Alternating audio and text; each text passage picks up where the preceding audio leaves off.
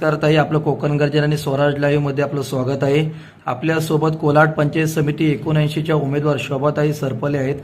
ताई, प्रचाराचा शेवटचा दिवस आहे. आपण वाड्या वस्त्या गाव पिंजून काढलेला आहात. आपल्याला विजयाचा किती आत्मविश्वास आहे? आत्मविश्वास खूप आहे, खूप, अगदी खूप.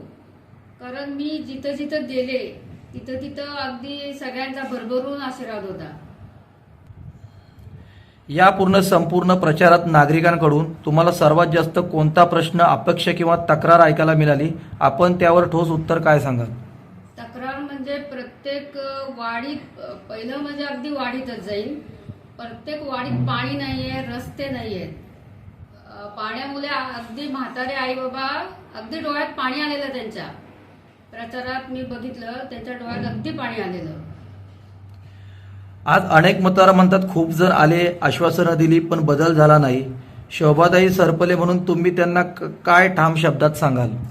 ठाम शब्द सांगते, माझ्या मत देणाऱ्या मतदार बंधू भगिनींनो, मला मत द्या, मला पुढे जाऊ द्या. याच्या आधी जे झालं नाही, जे रस्ते पाण्याचं काय असेल ते काही झालेलं नाहीये, ते डोळ्यांनी बघितलंय मी.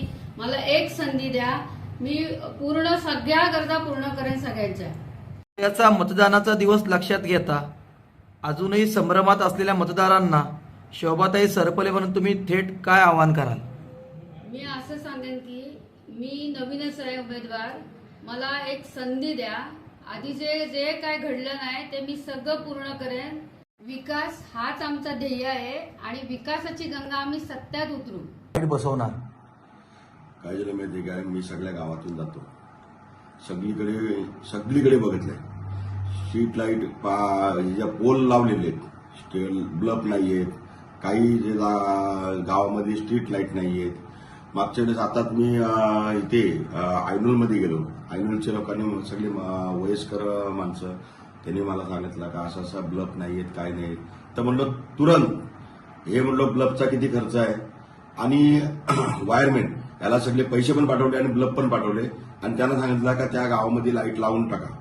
आणि त्या लाईटीमुळे काय होतं, भटके कुत्रे सुद्धा आहेत, म्हातारी माणसं आहेत, गावातून येणं जाणं वगैरे चालू असतो. आणि आपले खेडेगाव आहेत का, असं कोणतं शहर नाहीये. मग ते खेडेगाव असताना जर लाईट नसेल तर तुम्ही तरी बघा काय आहे ते. एवढी मोठी सगळी सत्ता असताना सुद्धा काही लोकांना काही करता येत नाही. आणि आम्ही निवडून आल्याच्या नंतर आम्ही तर आत्ताच सुरुवात केली आणि ह्याच्यानंतर निवडून आल्याच्या नंतर तुम्हाला सांगतो 2 महिन्यामध्ये सगळीकडे लाईट बसवली. खेड्यापाड्यात आजारी माणूस पडला की तालुक्याला, शहराकडे त्याला धाव घ्यावी लागते. गरीब माणसासाठी मोफत अँब्युलन्स सेवा सुरू करणार का? अँब्युलन्सची सेवा जर म्हटला तर जवळजवळ 17 वर्षापूर्वी मी सुतारवाडी भागामध्ये एक अँब्युलन्स पण दिलेली होती. आणि ते सुद्धा तुम्हाला सांगतो, अनिल भाऊ तटकरे यांच्या माध्यमातून आम्ही सुतारवाडी दुटोली म्हणून नाव टाकला आणि त्या ह्याच्यावरती आम्ही अँब्युलन्स पण दिली आणि अँब्युलन्स चालू पण होती. मला वाटतं 7 ते 10 वर्ष चालू राहिली आणि त्यानंतर मग परत प्रॉब्लेम आला. पण तुम्हाला एक अजून आवाहन करतो का प्रत्येक खेडेगावामध्ये आपण अँब्युलन्सची सेवा व्यवस्थित, ते पण एक 3 ते 4 अँब्युलन्स मी माझ्या स्वतःच्या खर्चाने देऊ शकतो. नागरिकांचे प्रश्न वर्षानुवर्ष प्रलंबित राहतात. थेट जनतेशी संवाद साधण्यासाठी दर आठवड्याला जनता दरबार उभा करणार का?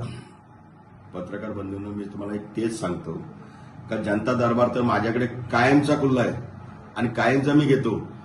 जी आपली साधी लोक आहेत, म्हणजे मी झिरोतून वरती आलेलो आहे.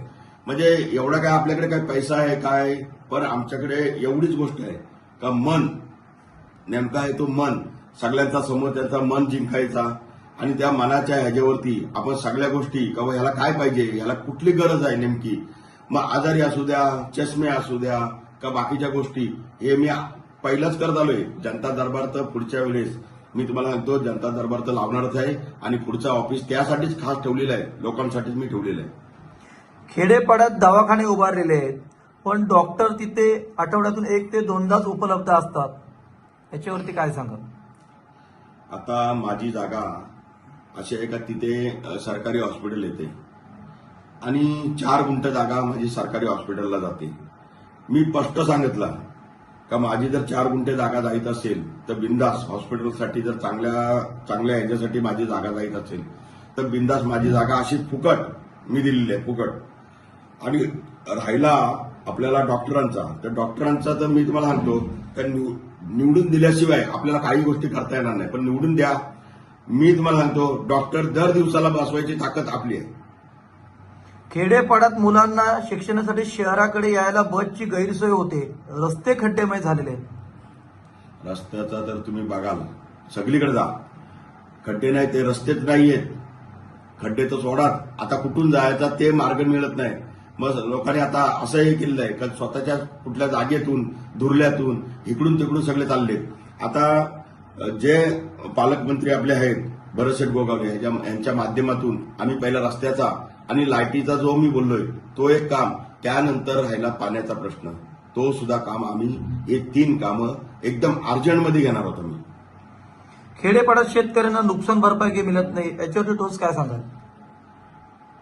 खेडेपाड्यामध्ये जे आपला नुकसान भरपाईचा म्हटला तर आता सोशल मीडियाच्या ह्याच्यातून माध्यमातून मोबाईल वगैरे ह्याच्यातून आपण करायला गेलो तर रेंजच नाहीये. तर तुम्हाला कुठल्या माध्यमातून पैसे येऊ शकतात सांगा बघूया. पैशाच्या ह्याच्यावरती आपण रेंजचा एक प्रॉब्लेम आणि राहिला प्रश्न का जे पैसे येण्याचा गव्हर्नमेंटच्या ह्याला आव्हान करू शकतो का बाबा हे पैसे जे आपले आहेत शेतीवाडीचे पैसे ते प्रत्येक वेळेस हलगर्जीपणा काय ना काहीतरी होतो. त्या हलगर्जीपणा जर होऊ नये त्याच्यासाठी मी खरोखर तुम्हाला सांगतो हजारोच्या संख्येने मी मोर्चा काढणार आहे ह्या गोष्टीवरती. आपल्याला विजयाचा आत्मविश्वास किती आहे? पत्रकार साहेब तुम्ही बघा सगळीकडे मी फिरतोय, सगळ्या म्हणजे आदिवासी वाड्या असू द्या, गाव असू द्या, सगळ्या ह्याच्यामध्ये गेल्याच्या नंतर मी त्यांना विचारला, समस्या पहिल्या विचारल्या तर त्यांनी सांगितलं, स्पष्ट सांगितला सगळी लोक येत आहेत, नुसती आश्वासनं देत आहेत आणि निघून जात आहेत. पण आम्हाला माहिती आहे का जो कुळली विभाग असेल ह्या विभागामध्ये तुम्ही कोणाला परत पाठवलात नाही, कोणाचा काही असू द्या म्हणजे पाण्याचा असू द्या काय असू द्या, तर तुम्ही तात्कालीन निर्णय लावलेला आहे. तर आम्हाला सुद्धा पाण्याची सोय करून द्या आणि व्यवस्थित सगळ्या गोष्टी होऊ द्या. हे आम्ही स्वतः पहिले करून घेतला आणि हे करून घेतल्याच्या नंतर मी तुम्हाला सांगतो सगळ्यांनी एवढा प्रतिसाद दिलेला आहे. म्हणजे आदिवासी असू द्या, आपली सगळी मंडळी असू द्या, गाव असू द्या, सगळ्यांनी सांगितलंय का शेठ तुम्ही जा, 100% तुमची शीट लागलेली आहे, तुम्ही निश्चिंत राहा. पण